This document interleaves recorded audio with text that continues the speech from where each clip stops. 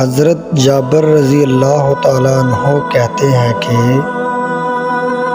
نبی کریم صلی اللہ علیہ وسلم سے پوچھا گیا کون سی نماز افضل ہے؟ تو آپ صلی اللہ علیہ وسلم نے فرمایا جس میں قیام لمبا ہو۔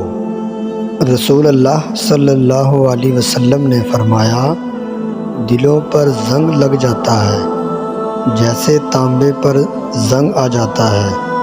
دلوں کا زنگ دور کرنے والی چیز استغفار ہے۔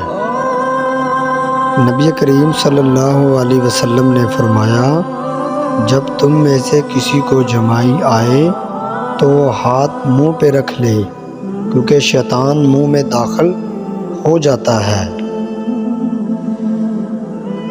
رسول اللہ صلی اللہ علیہ وسلم نے فرمایا جس نے کوئی جھوٹی قسم جان بوجھ کر کھائی تاکہ کسی مسلمان کا مال ناجائز طور پر حاصل کر لے تو وہ اللہ تعالیٰ کے سامنے اس حالت میں حاضر ہوگا، اللہ پاک اس پر نہایت ہی غضبناک ہوگا۔